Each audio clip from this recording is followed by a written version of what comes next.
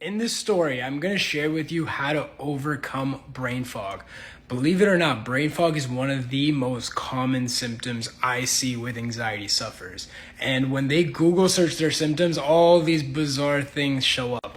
Well, I'm going to share with you why brain fog happens when you're struggling with anxiety and how to make it go away. Okay, so pay attention and stay for the rest of the story, all right? So, there's this misconception that when you experience anxiety, you're always hyper aware. You're always alert. You're trying to figure out the threat, what's happening. And oftentimes that threat is a physical symptom that's really uncomfortable where you're like, I'm not sure if this is anxiety. I'm not sure if it's not. I don't really know.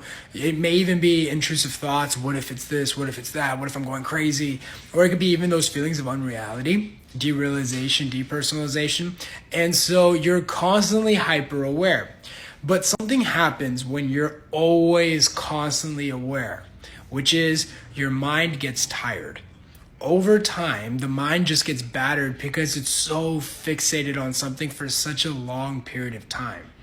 So essentially what happens is the mind gets so tired because it's so hyper aware that anxiety sufferers start getting stressed about why their mind is going slower.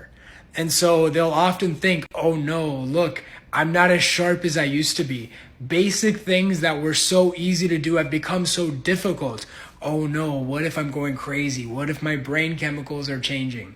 But really what's happening here is that you have everything else. And so what you experience is brain fog, but it can feel a lot scarier. It can feel like I'm having memory loss or, oh my God, I'm going crazy. I've been in such a prolonged period of stress that the mind just can't handle it anymore.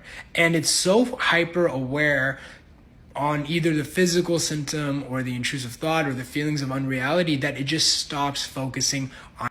And look, I was guilty of this too during my anxiety journey. There was a point where I remember somebody was talking to me and it felt like a real life Zoom lag where they just talked to me and it took me like 20 seconds to register what they were saying.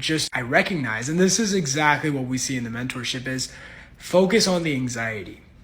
Recognize that the brain fog will be there just a little bit longer just because your mind is tired. And the best thing you can do is just let it rest by to give them a basic answer. And I was like, oh my God, I'm going nuts. I'm going crazy.